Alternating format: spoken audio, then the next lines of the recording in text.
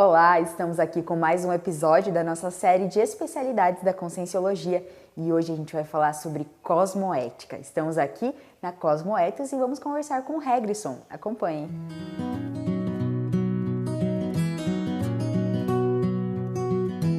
Olá, Regrisson, tudo bem? Seja muito bem-vinda a Cosmoethos. Ai, que legal. Vamos falar para o pessoal sobre cosmoética? Vamos lá.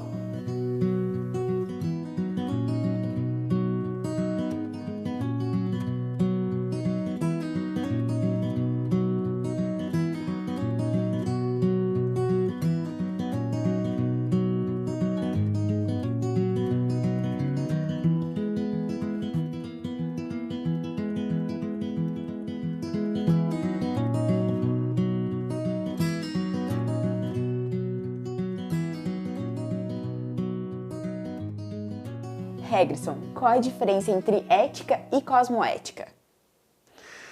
Raíza, essa é uma pergunta assim, fundamental para a gente começar a entender o que é cosmoética. A gente costuma dizer na Cosmoethos que existem várias definições, né? Quando você pega para ler livros sobre ética, você vê que os autores eles mesmos acabam confundindo o que é ética e o que é moral. Para a gente falar de cosmoética, primeiro precisa definir o que é ética e o que é moral. A gente poderia dizer assim de uma maneira bem objetiva que moral é aquilo que você faz, é o seu comportamento, a sua conduta, sua ação, sua atitude. A gente pega muito a palavra conduta. O que você faz, então, por exemplo, você responder a uma pessoa, você estacionar num local proibido, você furar uma fila, isso aqui são condutas. Qualquer conduta que você faça, tanto uma conduta positiva quanto uma conduta negativa. Então, a moral é o que você faz. Agora, é lógico que tudo que você faz por algum motivo. Você não faz por fazer, você faz porque você tem crenças por trás, você tem valores por trás, você tem princípios por trás. Então veja, quando as pessoas definem moral, moral é um conjunto de crenças, valores, etc e tal. Tá, mas o que é isso? Esse conjunto de valores, crenças, vão levar você a agir de determinada maneira. Então moral é o que você faz com base em crenças, valores, princípios. E o que é ética? Ética é quando você começa a pensar, a refletir sobre o que você faz. Então, quando você tem uma conduta e você procura entender por que você age dessa maneira, por que eu estou agindo assim? Por que eu estou estacionando? O que me leva a furar uma fila, por exemplo? Você vai ver que existe uma crença por trás daquilo. Então, na hora que você começa a pensar sobre o que você faz, isso é ética. Então, a ética é reflexão sobre a moral, que é o seu comportamento. Só que tudo isso aqui, essas crenças, esses valores, eles são baseados, obviamente, em referências, em paradigmas fisicalistas aqui da Terra. Na hora que você coloca uma outra visão, uma visão que expande essa concepção que a gente tem de vida física, né? Só que quando a pessoa fala, o materialista só acredita na vida na Terra. Sim, mas na hora que você começa a perceber que existe uma outra realidade, que existem energias que estão além dessa manifestação física, por exemplo, que existem vidas anteriores a esta e vidas posteriores a essa que eu tenho atualmente. Que existem outras dimensões, que é o que a gente chama de multidimensionalidade, que o que você pensa, ele também está carregado de sentimentos e de energias. A gente começa a colocar outras concepções, outros conceitos que vão, de uma certa maneira, influenciar o seu comportamento. Então, na hora que você começa a pensar assim, o que é o meu comportamento que leva em consideração tudo isso?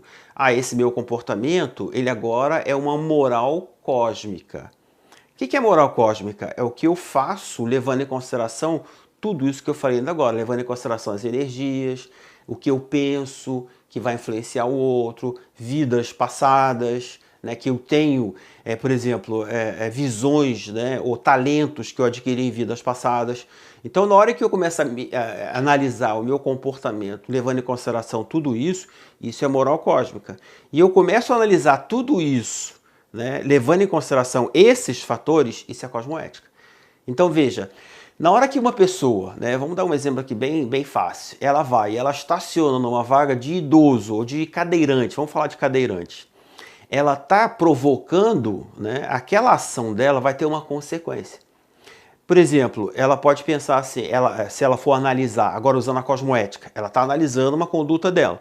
Veja, isso aqui, se eu ficar aqui 2 minutos, vem um cadeirante que está passando mal, precisa estacionar aqui para pegar a cadeira dele, entrar ali rápido e comprar um remédio. E ele não consegue fazer isso porque tem um carro ali. E ele está passando mal. De repente, ele não vai conseguir ficar bem, daqui a pouco ele começa a piorar, piorar, piorar e morre. Ele morre por causa disso. É possível que isso aconteça. Então veja, essa ação dela vai gerar uma interprisão dessa pessoa com aquela que ela deixou de assistir, que na verdade ela atrapalhou.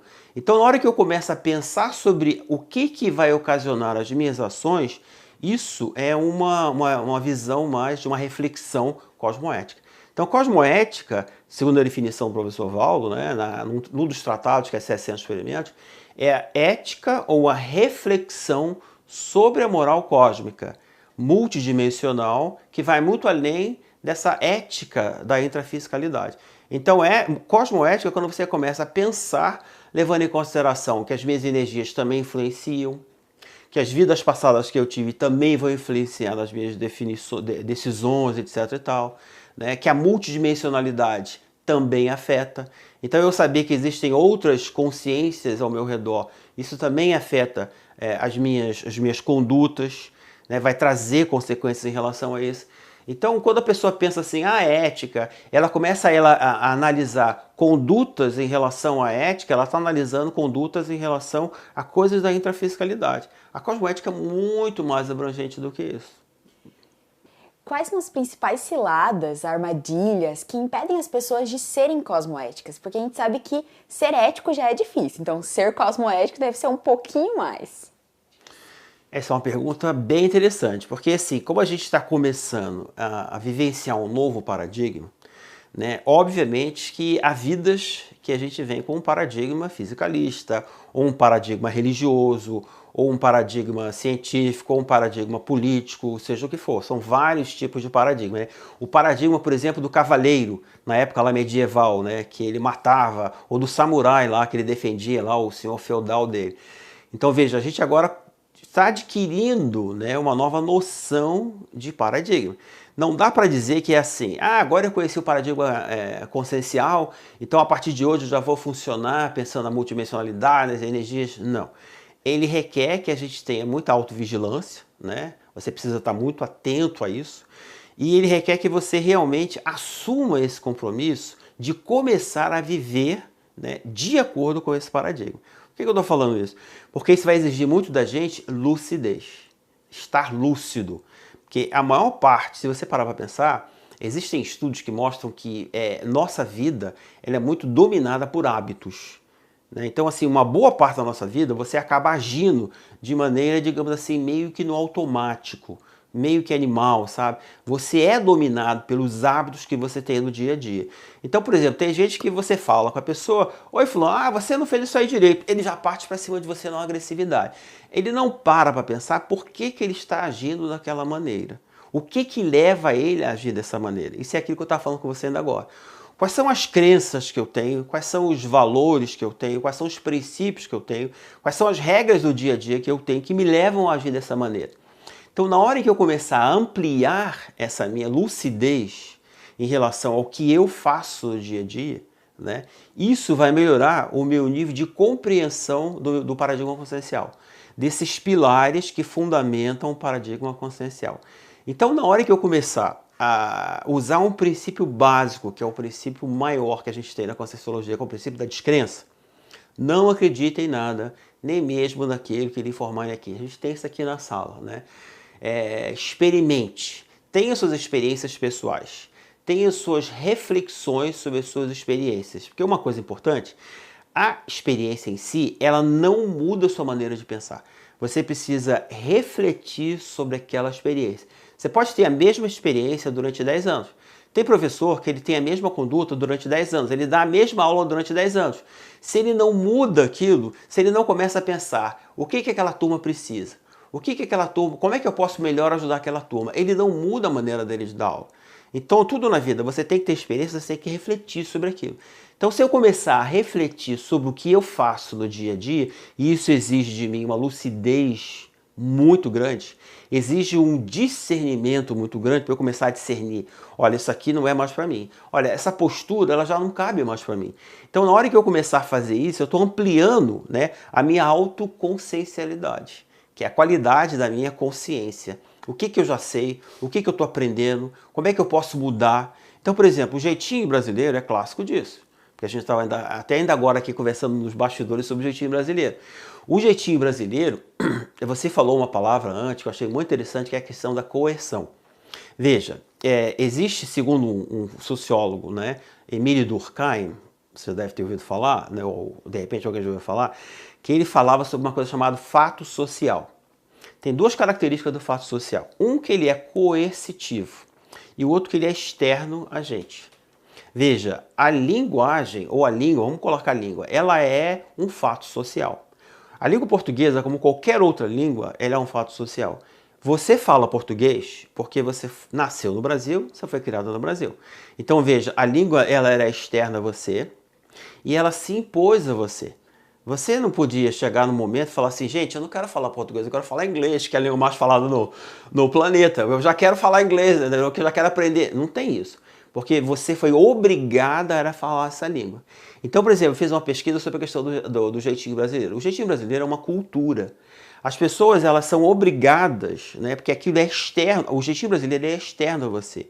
E todo mundo faz aquilo. Você vê, você até deu o exemplo lá, por exemplo, você deu o exemplo da mentira, mas você vê o pai estacionando, o pai, por exemplo, não colocando o cinto, ou dando um jeitinho de colocar o cinto. Por exemplo, eu conheço um senhor de idade que quando ele vai colocar o cinto, ele tem uma bengala, ele bota a bengala aqui, ele pega o cinto de segurança, ele puxa, ele enrola aqui na bengala para não colocar o cinto de segurança. Então, veja, isso é um jeitinho. Ele está burlando. O que é o jeitinho? É você burlar uma lei ou uma regra social. Então, por exemplo, furar uma fila é um jeitinho brasileiro. É um exemplo de jeitinho brasileiro. Furar uma fila, teoricamente, não tem uma lei que proíbe você furar fila. Mas é uma regra social. É você respeitar o direito dos outros que já estão ali antes de você. Então, veja, na hora que a pessoa ela tem consciência disso, tem muita gente que ela não tem consciência do jeitinho, porque ela foi educada assim. Na hora que você chama a atenção dela para isso, que ela começa a dizer, não, peraí, eu não posso fazer isso aqui está errado. Porque existe um senso de coletividade, precisa respeitar o outro. Ela está adquirindo lucidez em relação a um ato dela. E aí ela começa a expandir isso para as outras coisas. Não, peraí, eu tenho que pagar, quando eu vou pegar um ônibus, por exemplo, eu tenho que pagar. Eu não posso estacionar em fila dupla, porque eu estou desrespeitando uma lei, nem tripla, nem quádrupla. Lá no Rio de Janeiro, na horário de escola, por exemplo, tem mãe lá que coloca, os pais colocam lá em fila quádrupla, porque quer deixar o filho na porta da escola.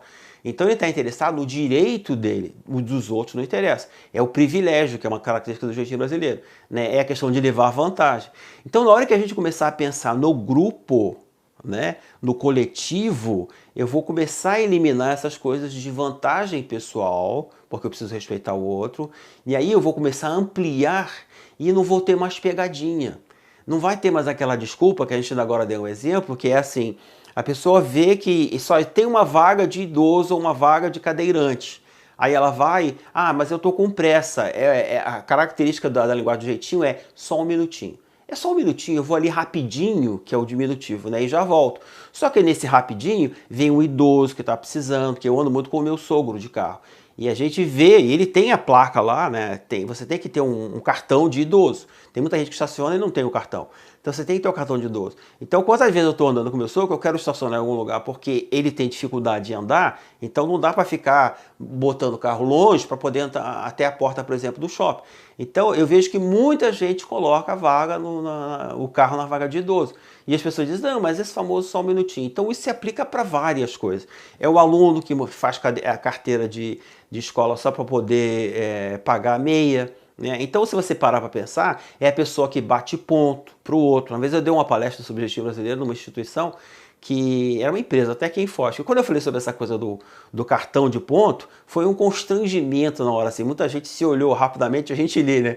Linguagem corporal, você vê a linguagem não verbal, todo mundo olhando para o outro, que as pessoas acabam fazendo isso, mas isso está errado. Então, uma coisa que você falou, que é muito importante, na hora em que as pessoas começarem a se autoconscientizarem disso, elas não vão aceitar mais esse tipo de comportamento. Não, eu não posso fazer isso. Uma vez alguém chegou para mim e perguntou se eu tinha um livro tal. Você tem um livro tal? Eu falei, tem. Você pode me emprestar aí, da Conscienciologia, você pode me emprestar para eu fazer cópia? Eu olhei com aquela cara. Aí a pessoa falou, não, esqueci, você é da Cosmoética, você não pode. Não, eu não posso e ela também não pode. Esse é que é o problema. Então, a pessoa tem que começar a se constranger. Ela fala assim, não, isso aqui está errado. Então, na hora que a gente começar a fazer isso, eu já não tenho mais pegadinhas, porque eu não estaciono carro em vaga de idoso, vaga de deficiente, eu não fico procurando burlar, eu me sinto até mal.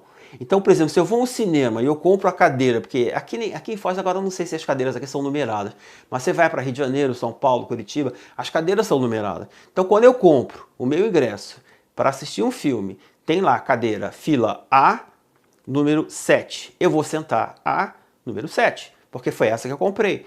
Eu não vou falar assim, eu vou sentar naquela ali que é melhorzinha. Não, porque aquela pertence a outra pessoa. E nem quando termina o filme, na metade do filme, eu vou para aquele lugar, porque a minha cadeira é aquela. Então você vê isso dentro de avião, por exemplo, as pessoas que compram lá D7, mas ela quer sentar lá na frente, porque A1 é melhorzinho, ela fica esperando. Agora é proibido, né? Porque agora você compra aquela cadeira que eles chamam de preferencial, então você não pode mais fazer isso. Mas então, essa cultura, quando a gente tem consciência que isso está errado, você começa a evitar e você não cai mais em armadilha. Se cai, você tem que aprender. Não, isso aqui está errado. Então, é bom que alguém me chame atenção para isso, né? Você tem exemplos de posturas ou condutas anticosmoéticas que são institucionalizadas e muitas vezes as pessoas não se dão conta de que elas são antiéticas ou anticosmoéticas? Essa é uma pergunta... Tem, lógico que tem, se você parar para pensar. Então, por exemplo, todas as instituições, né, de Conscienciologia, elas têm o estatuto. Então, as instituições precisam ser regidas por alguma lei, alguma coisa assim, algum estatuto. Então, por exemplo, se existe um estatuto, eu preciso seguir aquele estatuto, né? Eu não posso burlar esse estatuto. Eu não posso burlar, por exemplo, alugar, por exemplo, um salão para dar uma palestra, mas eu aluguei um salão pequeno. Então, por exemplo, mas tem um salão ali que é maior, né? Por exemplo, aqui as nossas salas elas têm as divisórias. Então eu aluguei uma parte. Eu não posso, quando chegar, descobrir que não vai ter nenhuma palestra no salão do lado e pegar aquela cortina que separa o salão A do B e abrir a cortina para eu usar salão A e B. Tá errado isso. Então, por exemplo, existe uma placa quando descia lá para o Tertuliário, não sei se essa placa existe, é Tertuliário não, qual é? O lá de baixo é Tertuliário não, é complementar, que é proibido estacionar, eu acho que essa placa não existe mais. Então a gente chegava lá, estava cheio de carro lá estacionado, onde tinha uma placa que é proibido estacionar. Então assim, dentro do nosso próprio grupo, existem normas que às vezes a gente burla por essa falta de lucidez. Ou por a pessoa achar, não, isso aqui não tem problema nenhum, e tem. A gente vai no Tertuliário, por exemplo. Nós, da Conscienciologia, deveríamos saber que não precisaria haver placa dizendo não coloque os pés aqui no muro. Por quê? Eu coloco o pé naquele muro ali, eu estou sujando. Essa sujeira vai ter que ser limpa um dia. Vai ficar tão encardido que vai ter que pintar. Pintar gasta dinheiro. Então essa é a questão que eu estava falando lá da cosmoética, quando você começa a pensar nas consequências que aquilo vai trazer. Então, como tudo aqui é voluntariado, o dinheiro vai ter que sair de algum lugar para pintar. Então você vai ter que contratar pintor, você vai ter que comprar tinta. Então isso está onerando, né, ou está gastando dinheiro que poderia ser utilizado em outra coisa. Então tem coisas que a gente ainda faz, mesmo dentro aqui da Conscienciologia, que a gente precisa prestar atenção a isso. Não é que todo mundo vai para o inferno por causa disso, não. O que a gente precisa fazer é aumentar o nosso nível de lucidez em relação às consequências dos nossos atos, né? Então a sua pergunta ela tem procedência, né? Muito obrigada pela sua entrevista, Regson. Eu acho que todo mundo que está aí em casa parou para pensar aí se o que pratica é realmente cosmoético, né? Ou ético. Então, muito obrigada. Nós é que agradecemos. A Cosmoética agradece a entrevista e a sua participação aqui com a gente, Raíssa. Muito obrigado. Terminamos aqui mais um episódio da nossa série de especialidades da Conscienciologia, falando hoje sobre cosmoética. Muito obrigada pela sua audiência. Te aguardo no próximo episódio.